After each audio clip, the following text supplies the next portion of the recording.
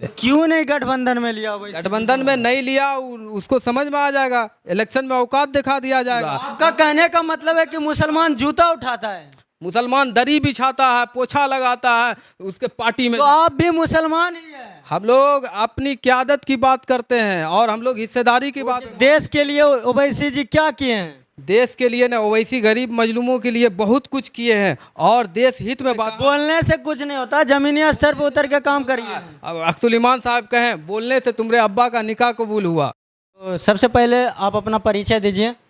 मेरा नाम मोहतशिम अहमद है, मैं AIM का जिला युवा अध्यक्ष हूँ। इस बार क्या होगा, बदलाव होगा कुछ? सबसे पहला नंबर ये होना चाहिए कि अभी हमारे देश में बेरोजगारी बहुत है, युवा पढ़ लिख कर भटक रहे हैं, बेरोजगार हैं। अब देखिए ना, टोटो और सब्जी बेचने पर मजबूर हो गए हैं। ये किनकी देन है बताइए? सबका साथ, सबका विकास, सबका विश्वास जीतने की बात हो रही थी, कहाँ किसी का विश्वास आप जीत सकें? यही बहुत बड़ा मुद्दा है कि पहले आप देश में बेरोजगारी बढ़ गया है, बहुत ज़्यादा बढ़ गया बेरोजगारी। इसी तरह से हर जगह पर देखिएगा, लड़का कहीं पर कोई ताश खेल रहा है, कोई रिक्शा चला रहा है, कोई तो वो अपने मन से खेल रहा है ना। जी नहीं, जब आपको रोजगार रहेगा तो सुबह घर से निकलिएगा ड्यूटी करने के लिए। अच्छा, एक बात बताइए, आप सरकारी नौकरी की बात कर रहे हैं, ठीक है, लेकिन आप अपने बच्चों को सरकारी स्कूल क्यों नहीं भेजते हैं? सुनिए, अब हम बताते हैं। आपको सरकारी नौकरी चाहिए लेकिन पढ़ाने के लिए सरकारी स्कूल नहीं चाहिए। आपका सवाल सही है, लेकिन सरकारी स्कूल में सरकार कितने लोगों को नौकरी दिया? टीचर को। सरकारी स्कूल में तो ढन ढन है, एक टीचर पर 400 बच्चा है। आप टीचर को सही कीजिए। आप को खो को पढ़ने वाला चोर दो ठो सटल सटल पो लो चप्पल करके स्पेलिंग लगाता है, उसका क्या अहमियत है उस टीचर का? आप अच्छे टीचर को भर्ती कीजिए उसमें। आप सरकारी स्कूल को अच्छा बनाइए। आज प्राइवेट की तरफ क्यों लोग दौड़ रहा है? क्योंकि वहाँ सारा सिस्टम में टीचर भी अच्छे हैं। तो आप सरकारी स्कूल का स्तर भी अच्छा कीजिए तो ऑटोमेटिक है, सब अपने अपने बच्चा को सरकारी स्कूल में भेजेंगे। मजलिस इत्तेहादुल मुस्लिमीन को मतलब इंडिया में शामिल नहीं किया गया है, इस पे आपका क्या कहना है? मतलब ओवैसी को कोई नहीं पूछता है। देखिए, ओवैसी साहब को कोई पूछे नहीं पूछे, इन लोग का क्या औकात है ओवैसी साहब के सामने? जब पार्लियामेंट में बोलते हैं तो लगता है संविधान का कोई प्रोफेसर बोल रहा है और वो लोग स्टूडेंट सब MP सुन रहा है। इस तरह के आदमी को पूछे नहीं पूछे, उनका कोई अहमियत नहीं गिरता है। सवाल यह है कि अगर आप नहीं पूछें, और एक मिनट, अगर आप नहीं पूछें और आप चले BJP को हराने के लिए तो ये संभव नहीं है। हाँ बिल्कुल, क्योंकि अगर आपको BJP को हराना है तो आपको सारे दल को लेकर चलना होगा। अगर आप बोलते हैं अक़लियत की बात करते हैं, उसके बाद दलित की बात करते हैं, आदिवासी की बात करते हैं, तो ये लोगों को तो आप पूछा ही नहीं। तो आपकी पार्टी इस बार 2024 में क्या करने जा रही है? मेरी पार्टी 2024 में हो न हो, आने वाले समय में हो सकता है किसी से भी गठबंधन हो जाए तो गठबंधन से लड़ेगी, नहीं तो स्वतंत्र है, अकेले लड़ेगी। लेकिन कुछ मुस्लिम ही कहते हैं कि BJP का B टीम है ओवैसी। वो नासमझ है, उनको कहने से कोई फ़र्क नहीं पड़ता, क्योंकि इनको आदत हो गया है शुरू से ही दरी बिछाने का। बिरयानी जिस तरह खाते हैं तो तेज पत्ता और लौंग को फेंक देते हैं ना, जबकि यही सब टेस्ट देता है बिरयानी को। उसी तरह मुसलमान सबको आगे बढ़ाता है लेकिन खुद बढ़ना नहीं चाहता है, इसलिए ये खुद इल्ज़ाम लगाता है B टीम है तो A टीम है। B टीम कांग्रेस नहीं है क्या? इससे पहले वाले इलेक्शन में आप देख लीजिए, 1 सीट लाया और लड़ा था 305 सीट पे।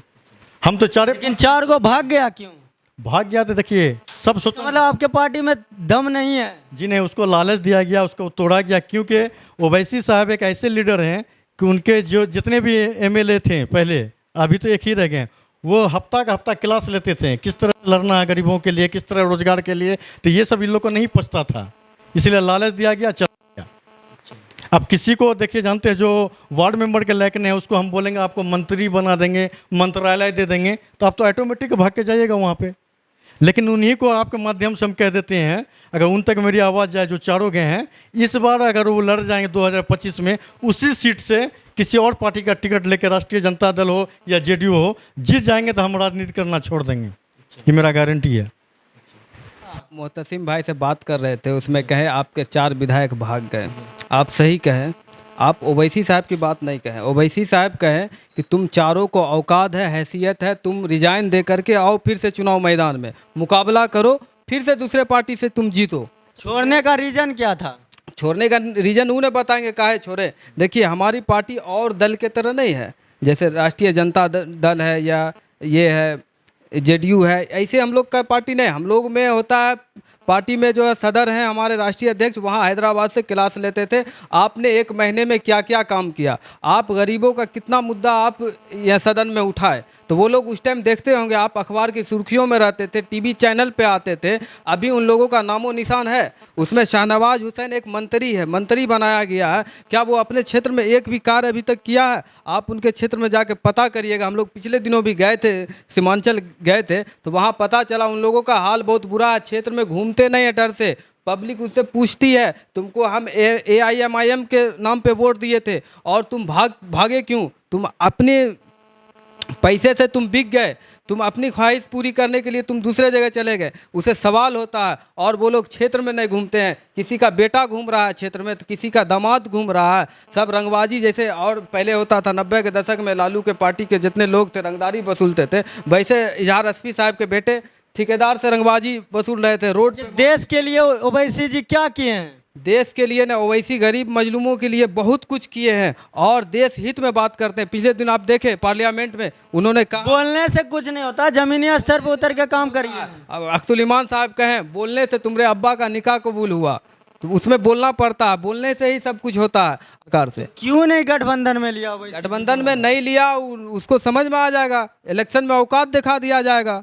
गठबंधन में नहीं लिया है, मुसलमान किसी का गुलाम है। तो 24 में क्या करने जा रही है? हम लोग चुनाव लड़ेंगे, बिहार में चुनाव लड़ेंगे, 10 से ज़्यादा सीट पर लड़ेंगे। हमारे सदर साहब ऐलान कर दिए हैं, हम लोग चुनाव लड़ेंगे, मजबूती के साथ लड़ेंगे। जैसे हम लोग 2020 में लड़े थे, सदर साहब कहे कि हम 20 में गलती किए, कम सीट पे लड़े, लेकिन अब ज़्यादा सीट पर हम लोग लड़ेंगे और अपनी ताकत दिखाएंगे, अगले को औकात बताएंगे कि हमारी हैसियत है। हम सिर्फ वोट डालने के लिए नहीं पैदा हुए हैं, वोट डाल दिए, किसी को मंत्री संतरी MLA MP बनाते गए, हमारा क्या हुआ? हमारा कुछ नहीं हुआ। आप ओवैसी कुछ नहीं किया, आप बोले ना। आप ये बताइए, हैदराबाद में जो ट्रेन जयपुर और मुंबई ट्रेन में जो हुआ था, आतंकवादी अटैक किया था, एक RPF का जवान जो किया था, तो उस पर एक हैदराबाद का था, उसके लिए कितना वहाँ पे लड़ाई लड़के उनको दिया गया। क्या बिहार का भी एक इमाम था, वहाँ के थे इमाम साहब, वो मेवात में जो है उनको मस्जिद में जला दिया, उसके लिए क्या किया नीतीश कुमार? ओवैसी जी क्या किए हैं? ओवैसी जी के लोग वहाँ पे पहुँचे, उसके मिट्टी में शरीक हुए और उनके परिवार वाले से मिले। ओवैसी साहब कॉल पे बात किए, उनके लिए मदद किया जा रहा है। मुसलमान जो वोटर है वो क्यों विरोध करते हैं? पहले देखिए, पहले हमारी पार्टी सिर्फ हैदराबाद में थी, अब हैदराबाद से निकले हैं तो धीरे धीरे लोग हम में जुड़ रहे हैं। कोई एकाएक मुसलमान ही विरोध कर रहे हैं। मुसलमान विरोध कर रहे हैं, तो मुसलमान विरोध कर रहा है कौन? चमचा बेलचा विरोध कर रहा है ना, कौन विरोध कर रहा है? आम जनता विरोध कर रहा है। कोई आम जनता तो हम लोग के साथ है, ऐसी बात नहीं है कि विरोध कर रहा है मुसलमान। चमचा बेलचा जो रहेगा, जिसको मंत्री बनेगा, जिसको टिकट लेना है, जो दरबारी करना है। चमचा का मीनिंग क्या होता है?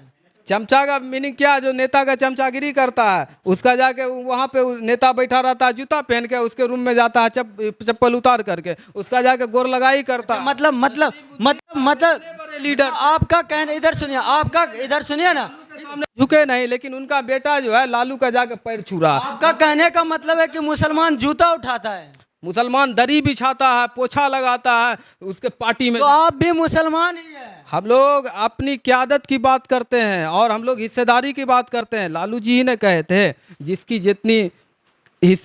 जितनी आबादी उसकी उतनी हिस्सेदारी। तो मेरी आबादी है 19%, तुम हमको हिस्सेदारी दे दो। तेजस्वी यादव है 6 मंत्रालय लिए हुए है और मुसलमान जो है, जो उसको 90% उसको वोट दिया, कै गो मंत्रालय में है? मंत्रालय देता नहीं है, सिर्फ मुसलमान को वोट चाहिए। और मुसलमान तो डर से न वोट देता है कि भाजपा को हराना है। मुसलमान के पास कोई अपना मुद्दा, कोई अपना ये नहीं है, बस भाजपा को हराना है। वहाँ जाके मारे जाए, जान दे देगा, जवानी कुर्बान कर देगा उसके लिए, लेकिन होनी जानी कुछ नहीं मिला आज तक, कुछ नहीं। 70 साल गुजर गया, कुछ नहीं मिला।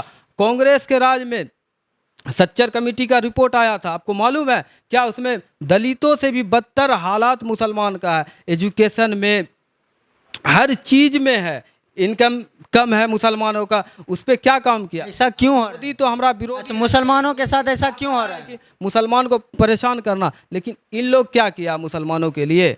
आज शिक्षक परेशान है, उर्दू TET का बहाली नहीं लेते हैं नीतीश कुमार जी।